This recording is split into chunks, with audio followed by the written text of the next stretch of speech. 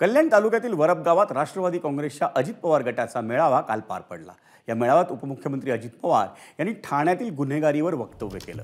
राज्यात इतर जिल्ह्यांच्या तुलनेत ठाण्यात गुन्हेगारी अधिक आहे असं विधान अजित पवार यांनी केलं आणि त्याला ठाण्यातील कळवा मुंब्र्याचे आमदार जितेंद्र आव्हाडांनी उत्तर दिलं।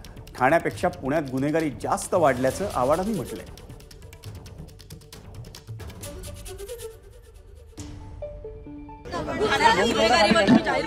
मला ऐका ना, हे जे काही प्रकार चालतात तुम्ही जर तसं बघितलं तर संपूर्ण राज्याचा विचार 36 जिल्ह्यांचा करता हे असले प्रकार थोडेसे जास्त ठाणे जिल्ह्यात चालतात। त्याचं कारण असं आहे, ठाणे जिल्ह्याचे एक तर पॉप्युलेशन जास्त आहे, अनधिकृत कामं इथं होतात, ते होऊ नये, मग बांधकामं असतील किंवा इतर गोष्टी असतील त्याच्याकरता कायदा सुव्यवस्था चांगली ठेवणं हे पोलिसांचं काम आहे आणि तिथं राजकीय हस्तक्षेप न होऊन देणं हे राज्यकर्त्यांचं काम आहे। कायदा सुव्यवस्था चांगला ठेवण्याच्या दृष्टिकोनातनं कुणालाही जर कुणी कायदा मोडत असेल, कायदा हातात घेण्याचा प्रयत्न करत असेल तर त्याच्यावर कडक कारवाई त्यांनी केली पाहिजे।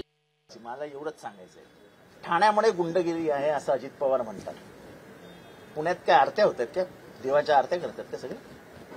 पुण्यात जेवढी गुंडगिरी आहे तेवढी गुंडगिरी आज मुंबईत नाही।